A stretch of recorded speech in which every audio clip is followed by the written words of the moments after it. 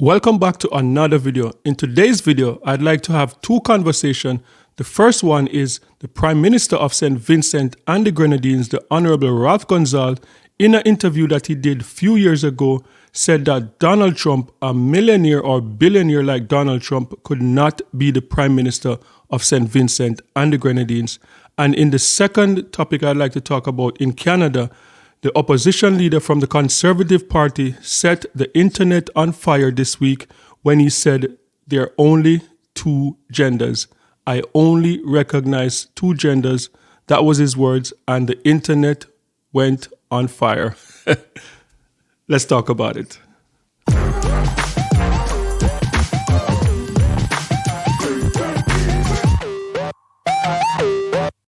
So, in an interview a few years ago, the Prime Minister of St. Vincent and the Grenadines, the Honorable Ralph Gonzalez, was asked in an interview about the climate, the political climate in the United States of America, and about Donald Trump being president. And in that interview about Donald Trump being president, this is what Ralph Gonzalez had to say. Donald Trump could not have been elected Prime Minister in St. Vincent and the Grenadines, because we have a party system which sifts people, twists you inside out. And there are people who would be saying, one or two people with money already tried to get themselves catapulted into office, you know. But ordinary people twist them, sift them, look at them, and finally say to themselves, fool a talk, but not fool a listen. But I tell you, the nature of your party organization could also help or hinder. I give you the nature of the system, a parliamentary system.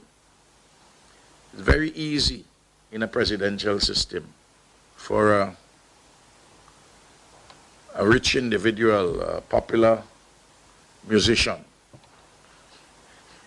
without any real party support base, to emerge, and people could manipulate such popular individual to come to office, to come to power. Yes, so in that interview, what the Prime Minister said wasn't necessarily throwing shade at Donald Trump or billionaires like Donald Trump who have the ability to run for president in America.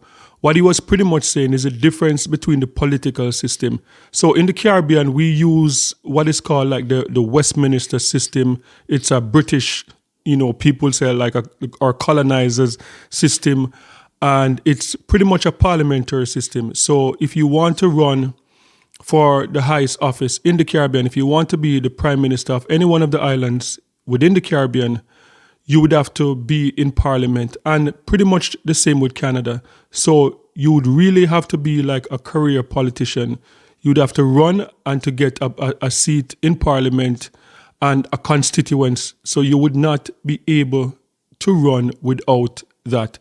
So that type of system in the Caribbean, it's pretty much for career politicians, people that went to school and studied politics, or people that just want to dedicate their life to politics. So that's the difference between the system. In America now, they use a different type of system, which is like a presidential type system, where Donald Trump, not a career politician, Donald Trump, without having a seat in the Senate or Congress, could just get up and run for president. And it's not something that we're used to, because I think this is the second time it has happened in America political history. And Donald Trump is the first businessman outsider to run and to win a presidency in America history. That is a big deal. That is completely different from what we're used to. I think the last person that wasn't a part of the political system that won was like over 100 years ago. And I believe that person was a military person and eventually went on to holding a seat. But Donald Trump is pretty much the first outsider that really came and won an election. So what Ralph Gonzalez was pretty much saying is that in the Caribbean, that there's no space for like a millionaire in the Caribbean to just force themselves into political office and be the prime minister. They would have to go through the rankings, go through the system, be pretty much a career politician. And I think he's trying to explain like that is the best way. So guys, sound off in the comment section. Let me know what you think about this. Do you think that in the Caribbean, our system is better than what we see happening in the United States of America? Or do you think that it would be better in the Caribbean if we had a system like this where like a millionaire could just come out of nowhere and just be the prime minister of any one of the islands? Sound off and let me know what you think. What are the advantages or disadvantage? I know for decades in the Caribbean and in a lot of African countries, people have complained a lot about career politicians being corrupt, and they get in office poor and they milk the system and leave multi-millionaires. So I'm sure there are people out there that would say, you know what, having a millionaire coming in the system, whether it's in Jamaica, Barbados, St. Vincent, Grenada, like any one of those islands, having a multi-millionaire come in would not be such a bad idea, because our career politicians come in and they leave rich. So let me know what you think in the comment section. Would you want to see a system in the Caribbean like the American system where an outsider could come in and not just have like established politicians running the country? Let me know what you think about this. Okay, so next up I want to talk about Pierre Poilievre. He's the conservative and official opposition leader, and he's pretty much the favorite right now to be the next Prime Minister of Canada.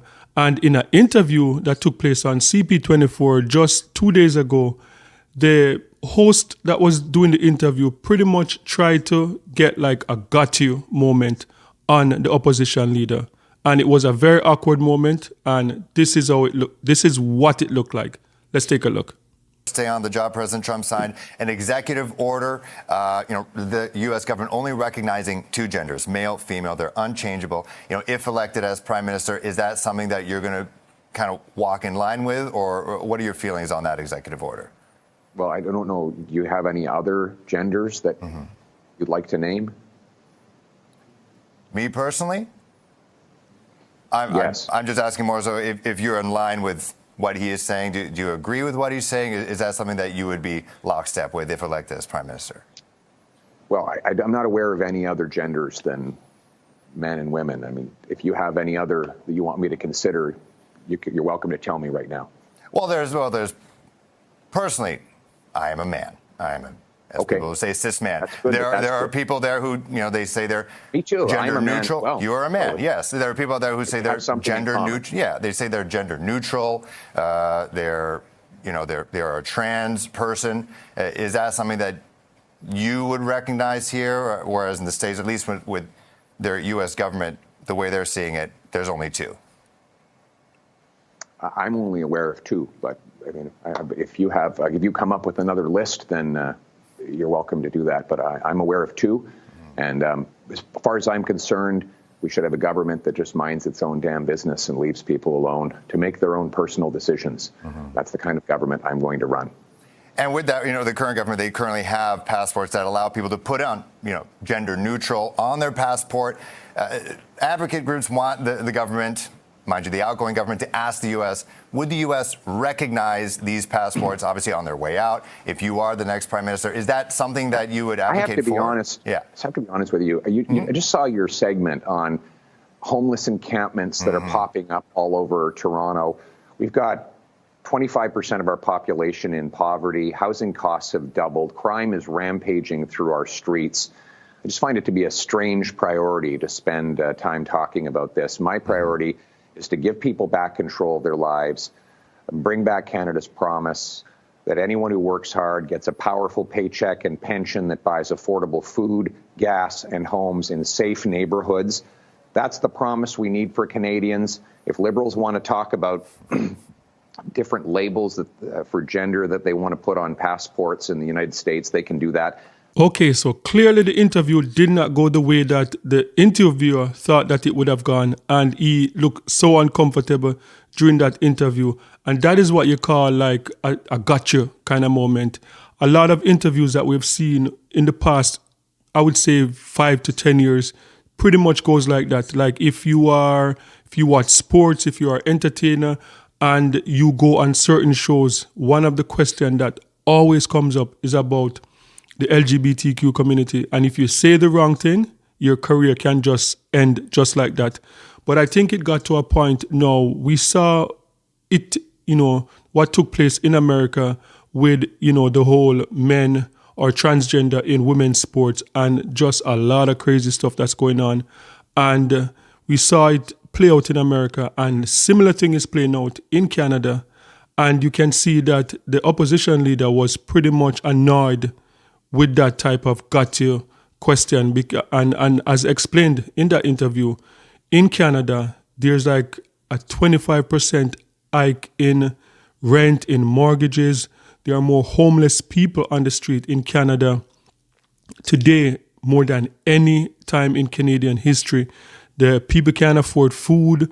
People can't even afford to rent a basement apartment. But this is a question you're going to ask me about gender. So you can see that he was clearly frustrated. And I think a lot of people in Canada have gotten to a point now where a lot of people are frustrated, because it's not like in Canada there is like any hostile relationship between the people from the LGBTQ community and other communities. As a matter of fact, when you look at the stats for people that experience violence in terms of discrimination, you'd have Jewish Canadian that experience more. You'd have Muslim Canadians that experience more. Indians in Canada experience a lot of hate in the past 4 years, a lot of discrimination. Blacks, Indigenous, and you can go down the line, and the LGBTQ community is way at the bottom. Canada is one of the most friendly country in terms of LGBTQ community. Like, it's not a hostile. Like, of course, there are people that will always hate whether you're black, whether you're Jewish, whether you're gay or straight. There are people that will always just hate for whatever reason.